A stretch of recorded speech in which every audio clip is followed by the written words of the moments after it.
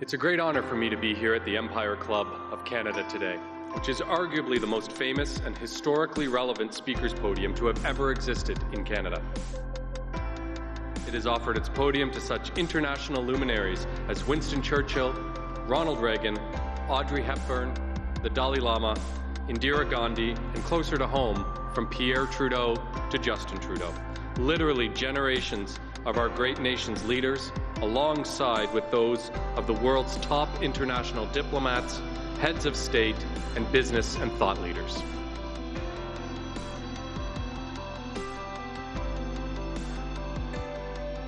It is a real honor and a distinct privilege to be invited to speak to the Empire Club of Canada, which has been welcoming international diplomats, leaders in business and in science and in politics. And when they stand at that podium, they speak not only to the entire country, but they can speak to the entire world.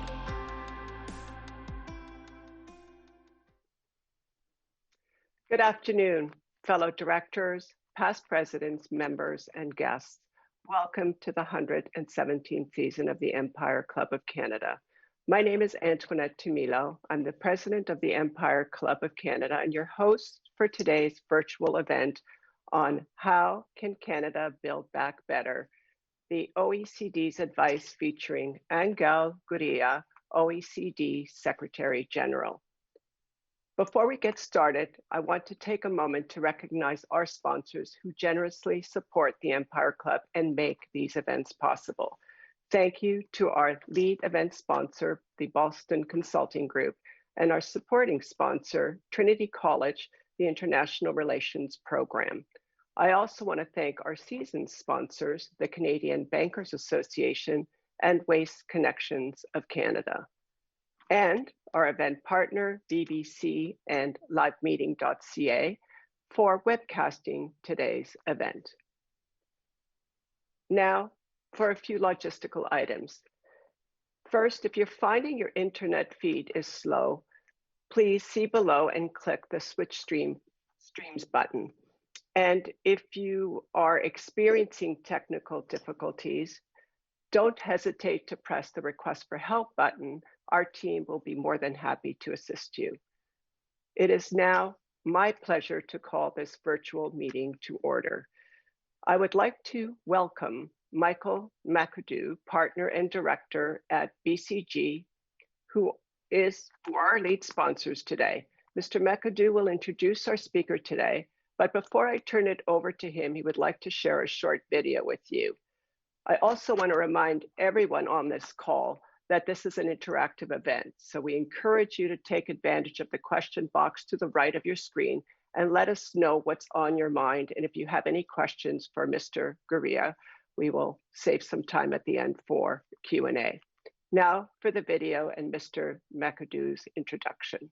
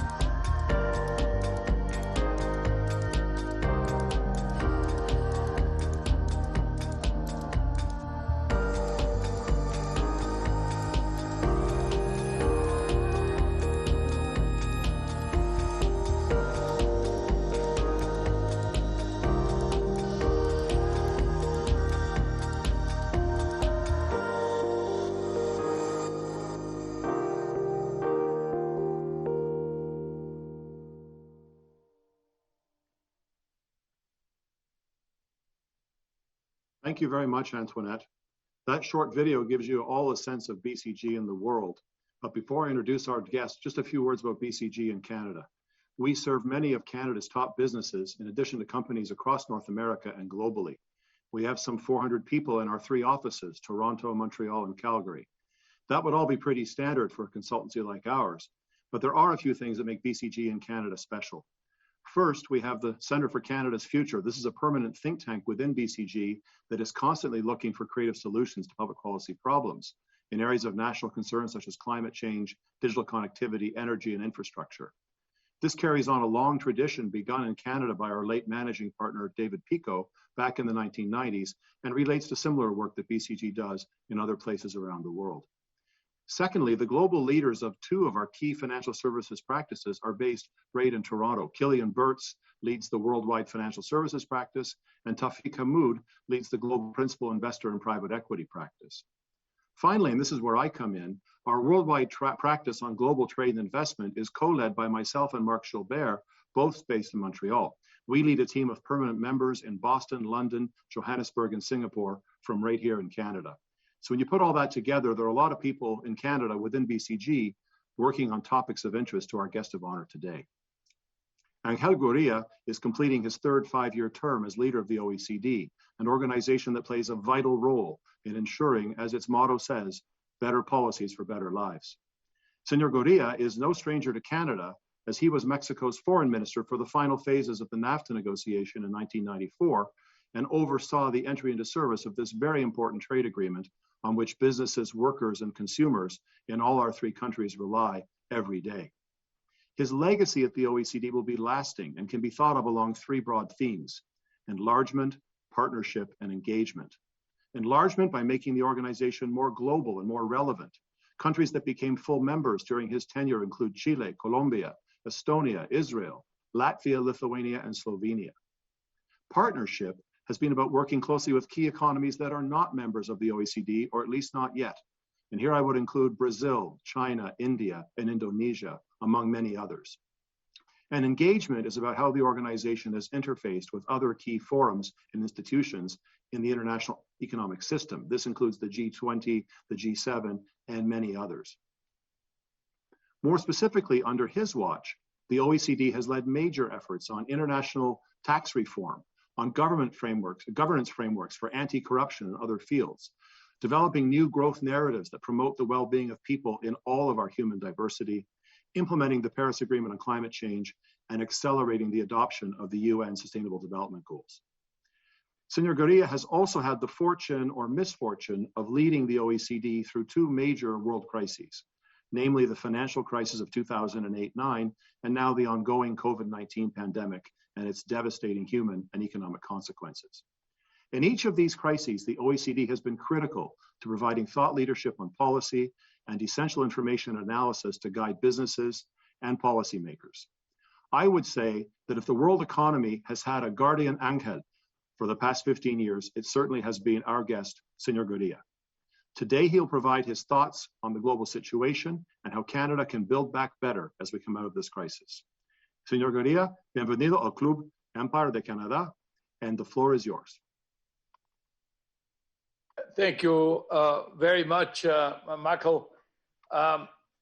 Madam President, Michael, dear friends, it is a pleasure and an honor for me to be with you today. This event comes at a pivotal moment when Canada, well, like the world at large, I think we're still fighting the virus while focusing on the recovery from the pandemic, the hope of the vaccines, and the reality that it'll take months at best to go away, and at the same time, the recovery going forward. Now, the economic situation continues to be dominated by COVID-19.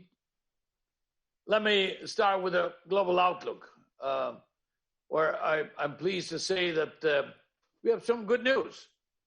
The path out of the crisis has become somewhat clearer. Now, after contracting at a staggering annualized rate of 12% in the first half of 2020, then the global economy has recovered faster, and it had a rebound in the second half. So altogether, it shrunk by 4.2%. Last year, 4.2%. That was the global. Now, if you if you look at the numbers for some Europeans, the OECD itself, et cetera, they are larger. This 4.2% shrinkage or contraction of the world economy really is very much influenced by the fact that China had actually a modest but positive number. But it was a year in which practically every OECD country, every OECD member country contracted. Now, globally, new cases and deaths are showing encouraging signs of responding to the latest round of restrictions. New cases worldwide have more than halved since early January to about 360,000 a day. So just imagine, we're saying things are much better. They've halved. They're only at 360,000 a day. While global COVID-19 deaths have fallen by about a third since their peak in late January to about 10,000 a day. Now, progress with vaccination is also improving prospects for decisively containing the pandemic, but that would be in the second half of the year, third quarter, fourth quarter. Importantly for Canada, a large part of the improvement in the global economy is coming from the United States. Now, the U.S. recorded stronger than expected growth in the last quarter of 2020 and is achieving one of the fastest vaccination rollouts in the world. I think the first one is, now it's almost a legend, Israel, second maybe United Arab Emirates, and whether the UK or the US are third and fourth or fourth and third, but it just shows you, obviously with the US having several times more population, so the numbers have to take that into consideration. Now, everything that happens in the US is important, and I tell you because I'm Mexican, so obviously, like with Canada, we're always watching at our northern neighbor, your southern neighbor.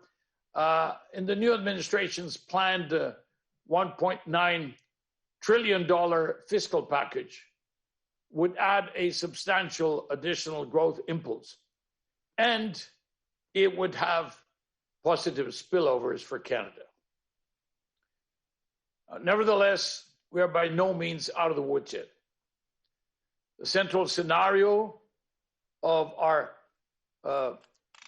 December economic outlook was that global GDP will reach pre-pandemic levels. That means January, February, whatever, December 2019, only towards the end of 2021, and in some countries, 2022. I'm talking about OECD countries. So this is a dire scenario, but there are downside risks to this scenario. In particular, problems with vaccine supply, problems with vaccine deployment, as well as the spread of more transmissible variants of the virus. All this could result in further waves of infection and additional headwinds for growth. Now, within countries, we're seeing the poorest and the most vulnerable disproportionately bearing both the health and the economic burden. And the same dynamic risks are playing out between countries. not only within the countries, but between countries.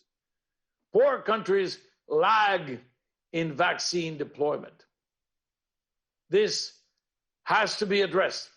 The virus will not have been eradicated anywhere until it has been eradicated everywhere.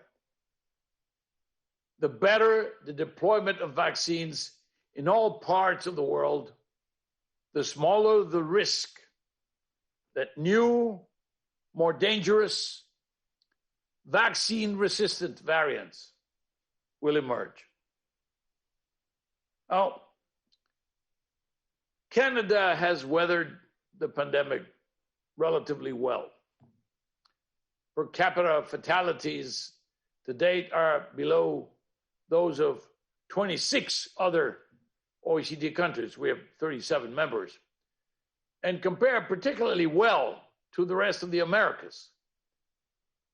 Now, while the economy contracted by a little over 5% in 2020, which is more in line with the OECD average, we currently envisage around 4% GDP growth for Canada this year in 2021. But also we see about a 4% growth for 2022. So that should get us back to pre-pandemic numbers. Risks and uncertainties, however, remain large. These risks, these uncertainties, they center around virus developments, how rapidly restrictions can be lifted.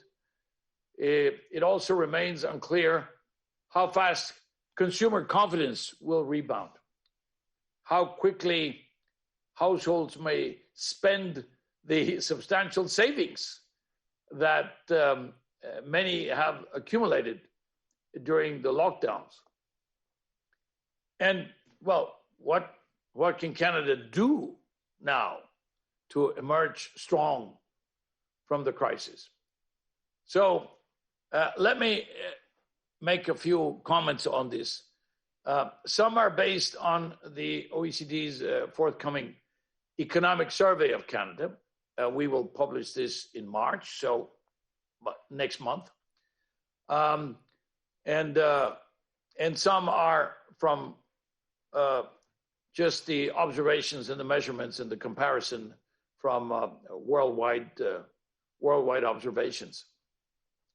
Now, government and central bank support for the Canadian economy has been critical.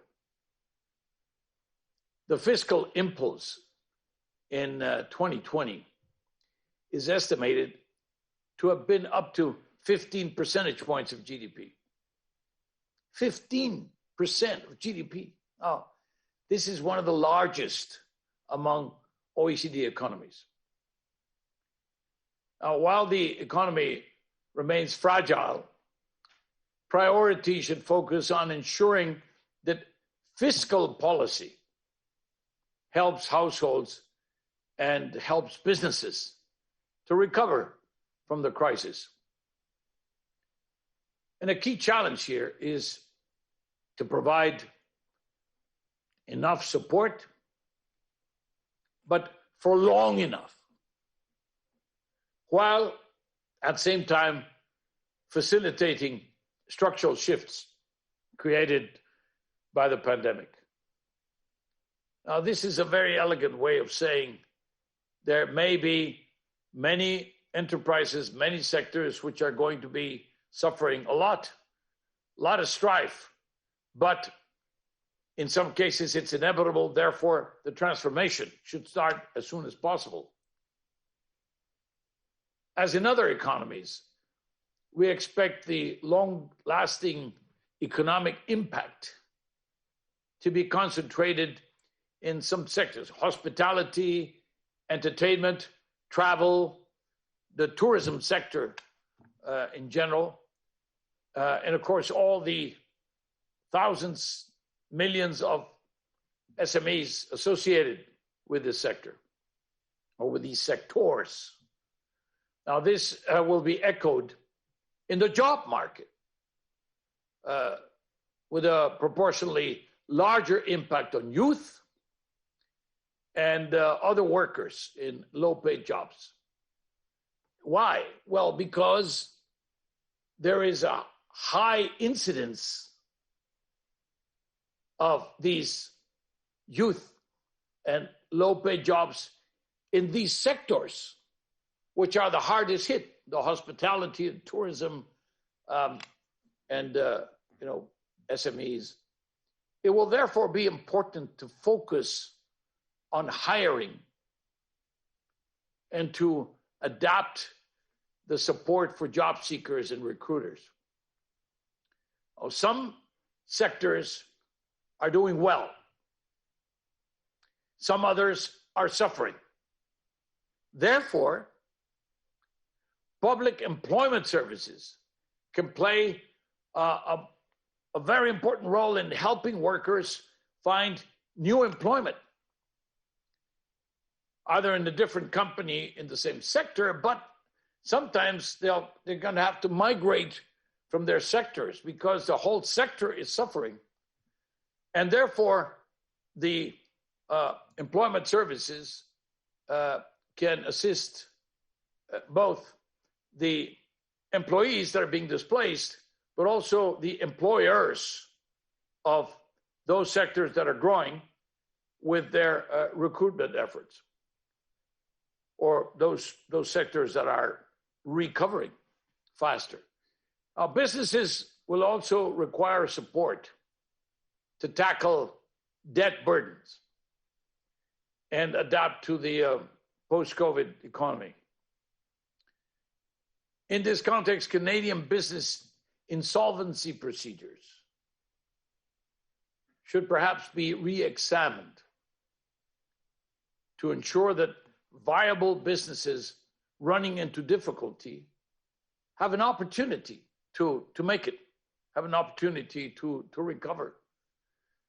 The recovery from the crisis provides a unique opportunity to shape a greener, healthier, more inclusive, more digital economy.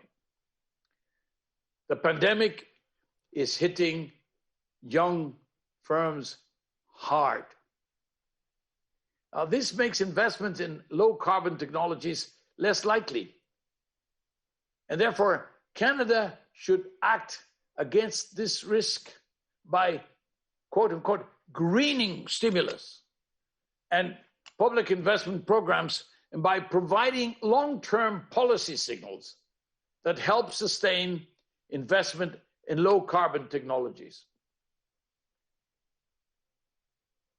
The recent federal government proposals for carbon price increases, announced as part of a strengthened climate plan, are an encouraging sign in this regard. The pandemic has also underlined the need to strengthen healthcare. Well, this is precisely where it's all happening. Many of Canada's COVID-19 fatalities happened in long-term care facilities, in retirement homes. And this has exposed broader problems in the quality of long-term care.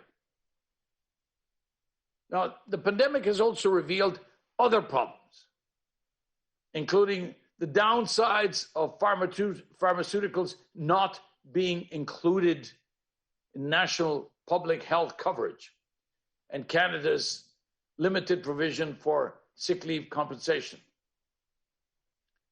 So, as the digital transformation advances, and as countries become more reliant on the digital transformation, digital policies will also be increasingly important for economic resilience and for inclusion. So, things like widespread, affordable, fast, trustworthy connectivity that covers all the population, even the remotest areas, is essential. especially challenging in Canada, which has such a large territory. Canada is a leader in the OECD as regards fixed broadband penetration. But there are persistent gaps between rural and urban households. Additional policy efforts are needed to boost adoption and diffusion, dissemination of digital tools, especially for SMEs. And last but not least, hardwiring well-being into policymaking could make an important contribution to building back better, having well-being at the center of the policymaking objectives. Our forthcoming economic survey looks at how measures of well-being can be used in policymaking. Canada's commitment to developing a well-being framework can help ensure that the slogan of building back better is actually translated into an actionable set of outcomes and concrete measures, and that we will have indicators where we will have a sort of GPS where we will be following whether we're on the right path or we have to accelerate.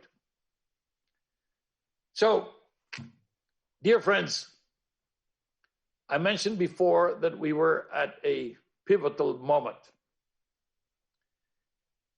It's almost become a cliche because we always seem to be in an inflection moment and a pivotal moment or whatever.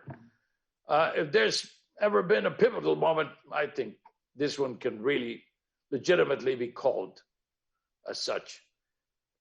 Now, with the right policies, Canada can emerge from this crisis with a stronger, more sustainable, more inclusive economy. And with it, it can deliver a higher level of well-being, better well-being, more well-being. The OECD is committed to work with and for Canada in designing, developing, and delivering better policies for better lives. Thank you.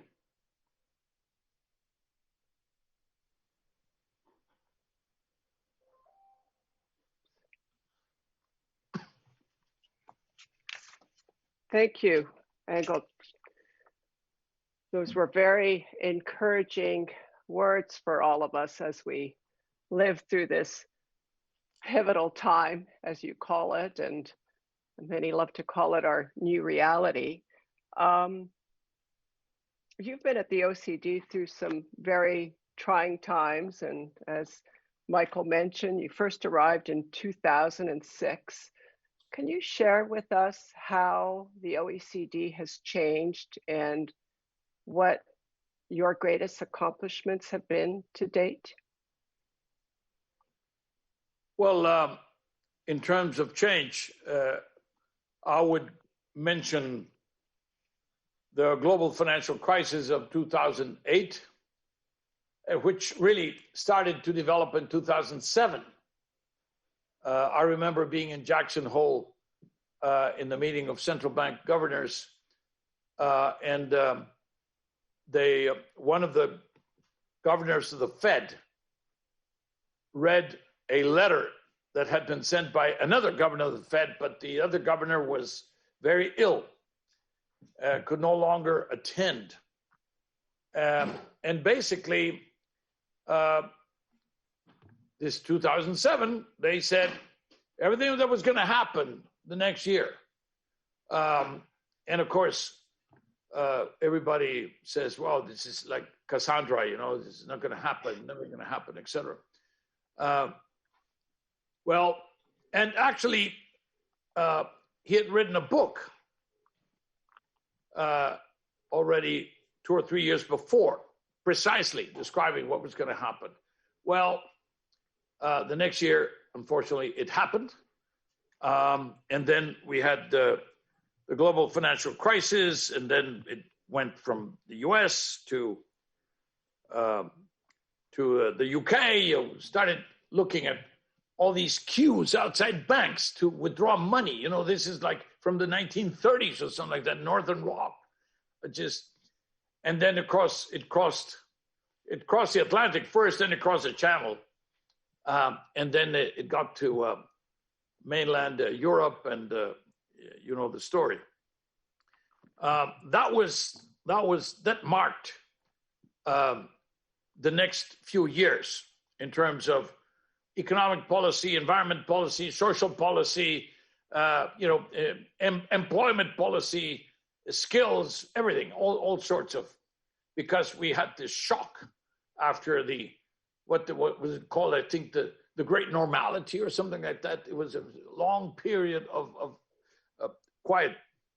Now, then of course, then came the COVID. So you have on the two sides, on the two extremes, one, I arrived, and as I am preparing to depart, you have these two massive shakeouts, these massive crises. But little did we know that this last one was going to be like 10 times more destructive in terms of jobs, for example. In the first few months, right now things are tending to go more with the averages, but in the first few months, we lost about 10 times more jobs than we lost in the first few months of the 2008-2009 crisis. Just to give you a feel of how bad this has been. I would say that these are, the two things that mark, one, the beginning, one, the end of. Now, I'm not the one that caused these things. I have to say, you don't blame me, please. I always say that it wasn't globalization either. It was the policies, the bad policies, the tolerance, the relaxation of some of the regulations, or some of the regulators that caused the global financial crisis. And of course, this one, it was a somewhat different nature. But it was not globalization. Globalization is something that is the result of everything that is happening, of the technology together with the communications and together with, the widespread presence of internet and the penetration. And so globalization was not to blame. Now, what are some of the more meaningful transformations of the OECD in the last few years? I would say that first, that we became from a think tank to a do tank. We coined this motto of better policies for better lives, precisely to signal the fact that any discussion, any papers that do not transform into policy or a policy discussion or policy orientation really are not doing their duty, at least from our point of view. Not, it can be, if you're a university, if you're a place where you have debates, etc., this is fine. But if you are the OECD, the question is, it's about influencing policies. So the better policies for better lives was not always there. We didn't encapsulate our mission, our vision, our ambition in these 5 words. But that was quite important. So the do tank with the better policies for better lives that was very important. The other thing that is worth mentioning is the question of the role of the OECD with the G7 and the G20. And the fact that, and particularly with the G20, which started very, very early, since 2008, we actually physically attended, and London already, we were definitely attending, but we were told by Gordon Brown to please stay put, and then we had to send a list of countries that were in the blacklist, in the good list, or in the, in the bad behavior, or whatever it is, in order to deal with the problem of tax havens. And so we were not physically there, but since Philadelphia, we were in every single one. And I have to say the Sherpa team at the OECD and then the rest of the institution have been quite important now, and they're, I would say, an integral part of the non-secretariat of the G20. And so it is with the G7. We start like 2 years before a particular country takes over the baton from the predecessor. We start working with them so that by the time that they actually have the responsibility, we will have served the purpose, and we will then support the different missions, etc. But I would say that many of our instruments now are OECD/G20 principles, or the definitions or whatever. Those give you 3.5 billion more clients. This is very important. Also, we support the international governance, but we also, at the same time, we get 3.5 billion more clients because, now we have China, we have Brazil, we have India, and we have South Africa, all these countries in the development center, but they're not part of the OECD itself, of the OECD proper. But by having the work on the G20, then you have the extension of the impact through the G20. The same thing with the G7. Although all the G7 members are part of the OECD. So for us, it's kind of started as a more natural, but the work with the G20 has now become central to our work. The other part is enlargement. We have 8 new members, and I include Costa Rica because it's coming in the next few days, literally. They've finished all their procedures. So 8 new countries, 8 new members. But also, let me just mention that one of our unfinished business, very important unfinished business, is precisely that there are 6 countries that have now asked for membership. And that is Argentina, Brazil, and Peru in Latin America. And Bulgaria, Croatia, and Romania in Central Europe that have asked for membership, and where we would have to get them started. Typically, it takes 3 to 4 years to culminate the process. But the important thing of getting, a country like Brazil or the countries that, remember these, when you talk about Bulgaria, Croatia, and Romania, they're already part of the European Union. In many cases, the countries like the Visegrad 4, they became members of the OECD first, and then they got their training here at the OECD, and then they became members of the European Union. So there is this flow between the European Union and the OECD.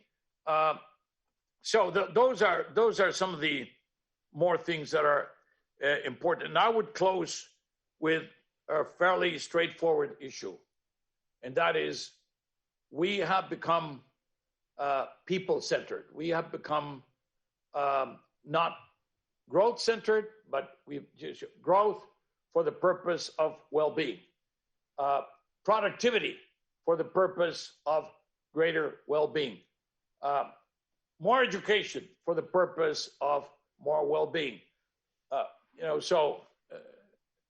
Health, skills, everything, digital, it's for the purpose of well-being. In the end, it's about the men, women, the children that have to receive the benefits. Otherwise, the policies are not very valuable, and they just become a theoretical construct. So I think that also very strongly settled in all our directorates and all our staff, that in the end it's about people. That's where it really matters.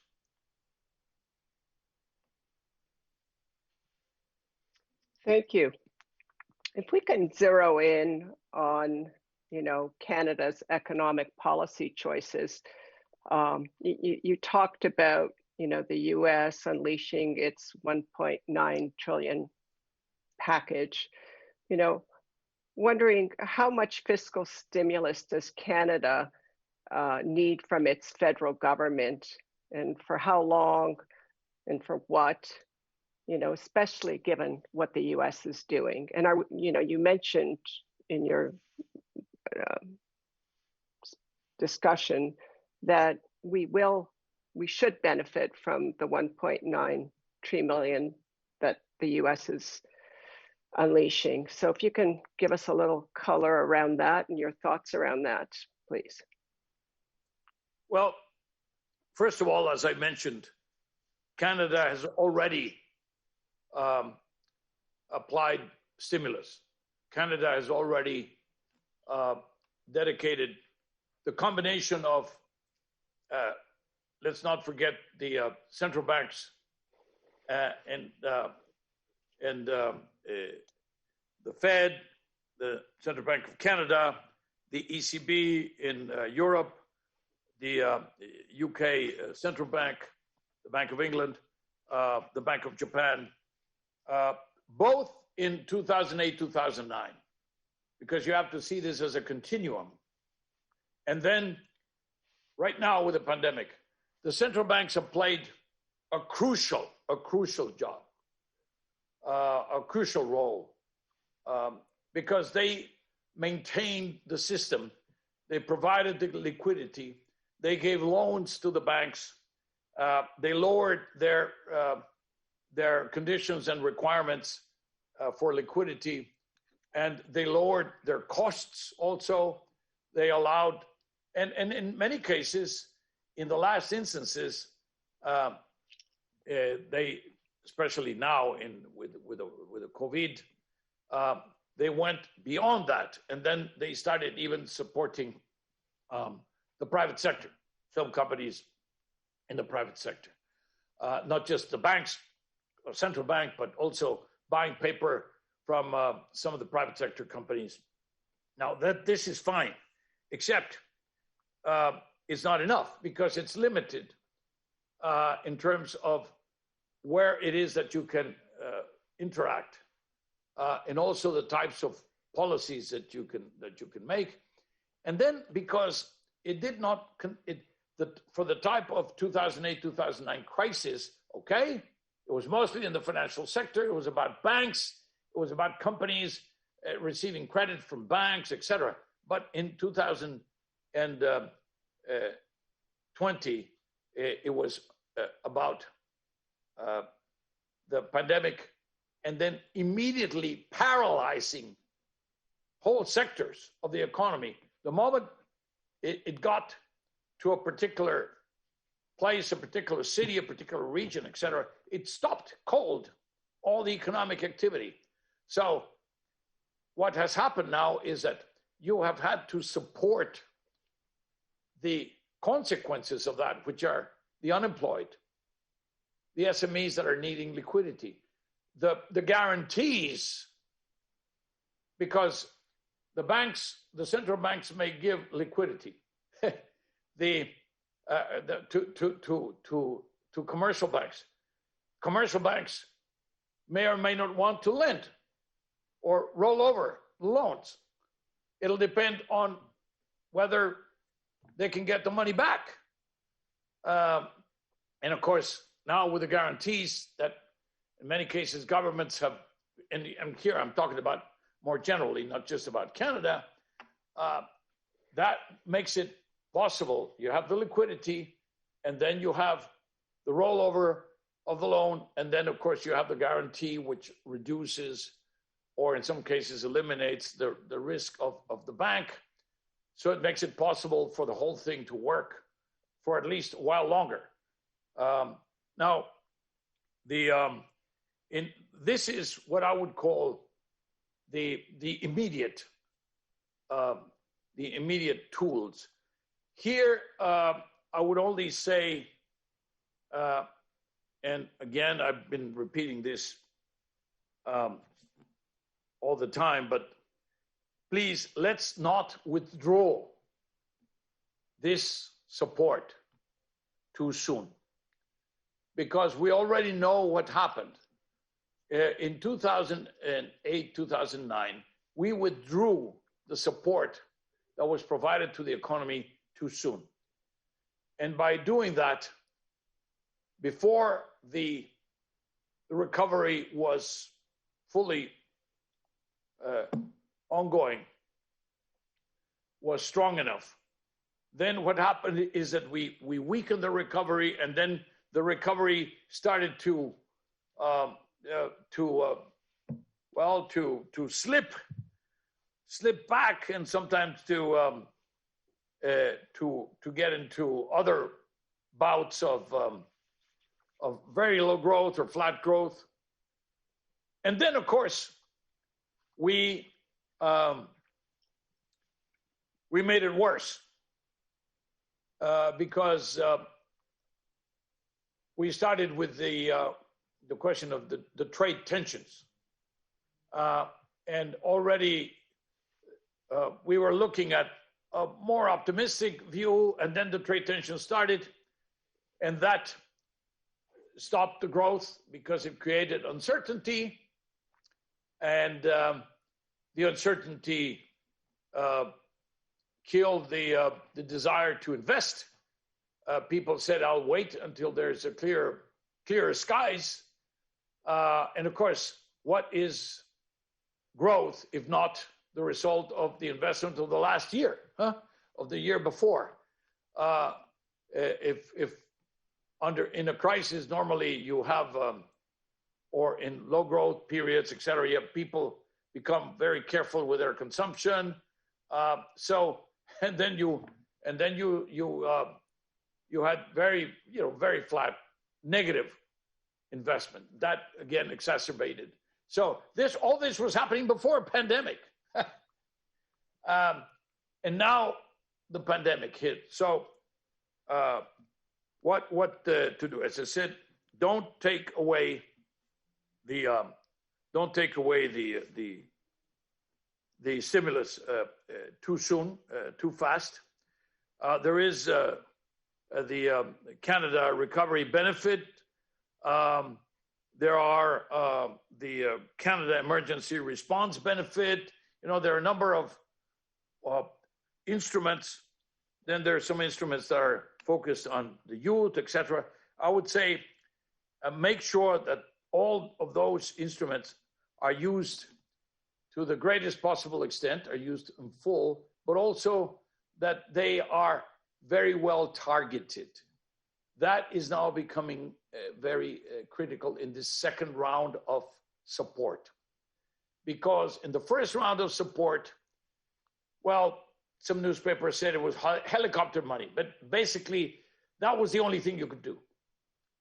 You had to send a lot of checks to everybody around, because you knew that it was going to be well used to the extent that everybody was suffering. Somehow, one way or the other, everybody was suffering. Even if you had lost your job,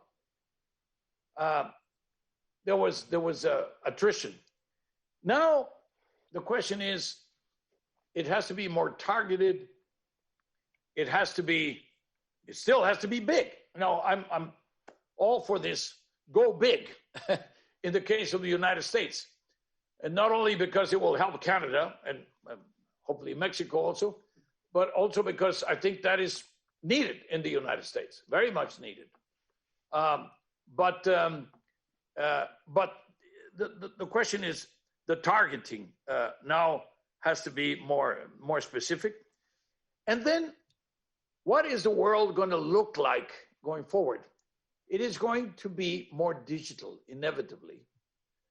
It was going to be more digital anyway, and now it has accelerated, and now we know it's going to be more digital very, very soon, very immediately for the recovery, which means the workforce has to be better trained, and the workforce has to be familiar, has to be comfortable with the tools of the digital economy, because otherwise you're going to have an even greater growth of the inequalities. No, inequalities were growing before the crisis. The inequalities have now, with the crisis, have grown enormously. But if we do not focus on things like skills, this time around, the greatest impact is on the low skilled, as opposed to the global financial crisis of 2008, 2009, where it was a mid-skilled. They were easier to reinsert. Right now, it's more difficult to reinsert the low skilled into the job market if you do not make a very specific effort and very specific policies. And that includes government, but also the private sector. And then it has to be green.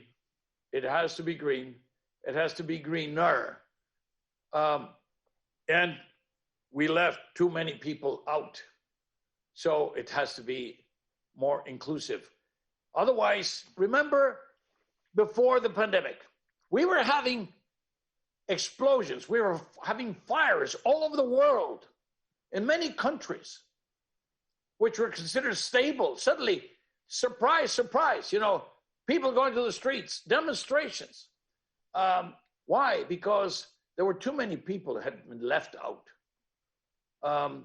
And now we have to be very careful that we do not repeat that, because, as I said, the inequalities have grown bigger, wider, deeper, and of course, people's patience and people's tolerance are greater. There is a very generalized sense of loss of trust in the authorities, in governments. By the way, Canada is a country which ranks very well in that sense. You're lucky, both because you have good leadership, but also because the people in Canada understand better, maybe because of the level of education or whatever, and also maybe because they're watching some of the other countries and how they're faring. So that is very crucial, because that helps a lot with the governance of the problem. We have so many questions rolling in. Maybe I'm going to group a question, because several of our audience I'll be shorter. Probably be shorter in my answers. Okay, there's a lot of questions around how can young people contribute to the recovery effort. That there's all this big discussions around getting youth involved and whatever, but how do you see that happening and bringing it to the community level and getting youth more involved in a bigger way? And I'm going to throw in all your efforts around what you've been doing, with creating a new regime for taxing the digital world, because, our youth are in many cases very, in that world. So maybe you can answer those two questions, I want to make sure we save time for that before we wrap up, but lots of questions around that theme. On the youth were already suffering in 2008, 2009. They are very vulnerable. And what I would say is that with the crisis today, the problem has become exacerbated. Typically, the unemployment rate of the youth is about double, in some countries, triple the average level. And this is coming from long time before, but it has been a problem that we have not yet addressed, and that is still bugging us, because the problem of digitalization, the problem of skills is crucial to deal with the possibilities of the youth. The youth, the countries that are doing better when it comes to opportunities for the young are the ones where there was a very good dialogue between the private sector, the governments, in some cases the trade unions, or in some cases the associations, etc., and certainly the young people, in terms of what it was that the companies would need in 5 years' time, in 10 years' time. And therefore, what it was that the universities or the vocational schools or the training schools had to provide as skills that would be ready to be utilized, because that is what the companies were going to ask for. This process, which typically, I remember 20 years ago, 25 years ago, everybody wanted to go to Germany to find out what the apprenticeship system looked like. This is really crucial. And it's a very good example of the type of dialogue that should be happening everywhere, because of what I would call the pertinence of the knowledge, the relevance of the knowledge. What knowledge gives you a better chance of making it in a more competitive, a much more digitalized world? Yes, but everything is going to be digitalized. Medicine is going to be digitalized. Law is going to be digitalized. The architecture certainly digitalized. Engineering is going to be digitalized. So regardless of your profession or your occupation, there's some skills that are general that will serve you anywhere. And then there's some skills that are very specialized. We haven't been very good at that. And we do not give enough information to the students about what it is that is being demanded or what skills are being demanded. And then I would say, then there's a question of gender. We are still affected very seriously by stereotypes and by the fact that if in many of the families, even in developed countries, if you're a woman, you're supposed to go into certain activities, certain professions, and it's almost a cliche now, but very great deficit among the young ladies, and this starts with the girls for STEM disciplines. STEM disciplines being the ones that the markets are demanding more now. And then you have other things like,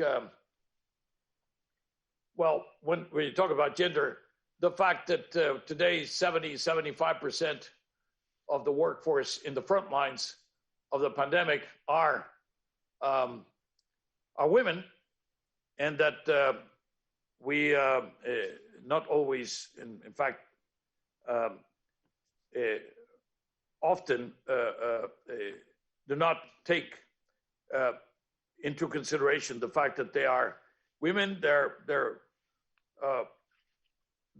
homemakers, you know. They take care of the family, they take care of the children, etc. Becomes very difficult, especially when the women also have to deal with children who no longer have classes because there's there's a stoppage because of the pandemic itself. So there are short-term issues that we dedicate more resources to supporting the youth in this moment, and then in the critical step moving from education to the world of work. In many cases, we have just cut that connection. That bridge is no longer there because of the circumstances, and we just have to work very, very hard at rebuilding that bridge. Thank you. I think we've run over, but all the work that the OECD has been doing on fairly taxing digital multinational firms. Can you just speak to that just for a couple of minutes? Because you've done a lot of great work there, and I understand. Imagine if I told you today that already in the desks of all the tax bosses in the world, there are the names of all the people who have bank accounts outside of their own countries. And that there are details about 84 million bank accounts. So if you're Turkish, you got the names of all the Turks. If you're Mexican, you got the names of all the Mexicans. You're Canadian, you got the names of all the Canadians. And they are worth 84 million bank accounts, 10 trillion, which is about 10 trillion euros. So about half the size of the US economy, just to put it in context, okay? Now, already before that, in terms of the transparency effort, we have already gotten about 107 billion from people who have now been convinced that there's nowhere to hide and that they're going to get your name. The tax man or woman is going to get your name, nowhere to hide. So you better go there and say, well, my assistant didn't send you the yellow copy or the green copy or the whatever. So what can we do? If hundreds of thousands, millions of people do this, there will be windows of opportunity to normalize. But so already there's real money, about 107 billion so far in counting, in terms of people paying taxes or paying back taxes or paying some fines or whatever. But of these 10 trillion, we're just starting to see what's going to happen, the 10 trillion that we found in the exchange of information. So I tell you this because it's working. It's happening. Nowhere to hide. 137 countries are participating in this effort. But what is the biggest challenge now? The biggest challenge is, how do you tax an increasingly digitalized economy? And there we worked for about 3 years. We were doing very well. We advanced very fast. We had a deal in hand. And then the US introduced a proposal that was not very consistent with the logic, and that stopped the process, et cetera, et cetera. So short story is, we have to wait until the change of administration. And now what Janet Yellen has said is they are ready to engage in the OECD context with a multilateral solution in order to find a way to deal with how you tax the digital economy. Not the digital companies, which are a handful, but an increasingly digitalized economy in the world. How do you deal with that?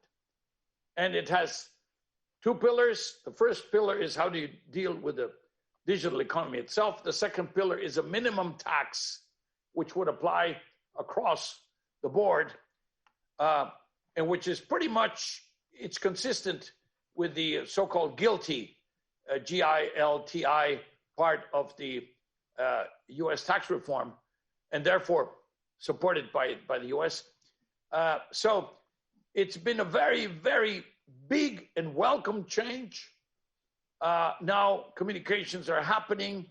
We hope that although we were not able to deliver the final agreement by the end of last year, we will do so by the middle of this year, 2021. It has a very big potential. The whole BEPS, the base erosion profit shifting, the 14 different strands of work have a potential of recovering about 240 or 250 billion per year. Just to work on digital taxation has a potential to recover about maybe 100 billion per year. Great. Well, there are lots more questions. You've generated a lot of interesting comments from our audience. I want to thank you for taking the time to join us today. And it's great to hear the things that the OECD is doing to pull everybody together around creating that more sustainable world, being more inclusive, and that focus on the high level of well-being. And I hope Canada takes you up on your offer to work with us to deliver on, these policies and make sure that we have an actionable set of outcomes with concrete measures so that we know we're delivering on it. So again, thank you for helping on this. It's great to have you at the lead, and especially after two major events, and this probably being hopefully the last biggest event you have to deal with under your leadership. Actually, well, it never stops, but this is a very, very rare privilege. Being with the Empire Club is a very rare privilege. I enormously enjoyed it, but I also appreciate the privilege. Well, the privilege and honor is ours. So thank you again. I'll just quickly tell people about our upcoming events. On Thursday, February 25th, we have a panel talking about Black music and its influence on the North American music. And we've got a terrific panel with Julie Black, Dan Hill, Molly Johnson, etc. So do join us for that. And on March 8th, we've got, for the International Women's Day, the first woman to lead a major bank in Canada, Rania Llewellyn, who's president and CEO of the Laurentian Bank of Canada, who will be coming to speak with us. That's on March 8th. Registration for these events is free, so please do join us. And again, thank you to our audience as well. And with that, I will now close this meeting. Thank you. Thank you very, very much, Antoinette. Thank you, Michael. Thank you. Thanks all of you.